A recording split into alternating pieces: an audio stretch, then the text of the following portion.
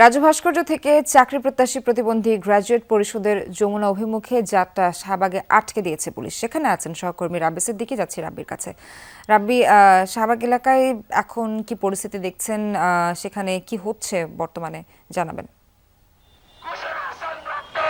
শাহবাগে অবস্থান নিয়েছে প্রতিবন্ধী চাকরি প্রত্যাশী, তারা শিক্ষিত, তারা প্রত্যেকেই গ্রাজুয়েট করা।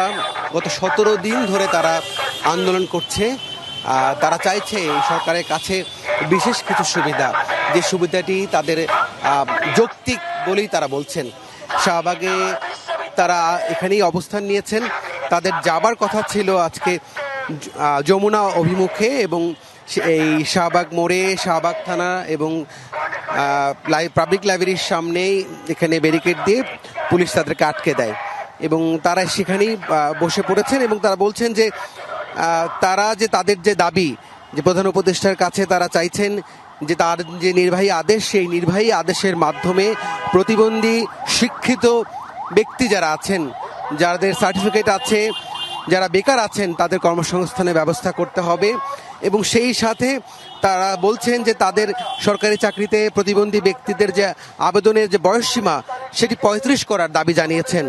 এবং এই দাবিতে তারা গত কয়েকদিন ধরে এখানে আন্দোলন করছেন। এবং এই আন্দোলনে যারা অংশ নিয়েছেন, তারা যাদেরকে দেখছেন, তারা বলছেন যে তারা গ্রাজুয়েট, এবং তারা এজন্যই তারা এখানে মিলিত হয়েছেন।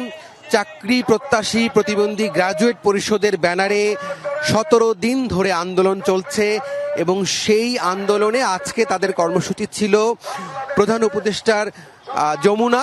সেই যমুনার অভিমুখে তারা যেতে চাইছিল, কিন্তু এখানে পুলিশি বাধায় তারা এই সড়কে, শাহবাগের যে সড়ক, সেই সড়কের এক পাশে তারা বসে এখানেই তারা আন্দোলন করছেন।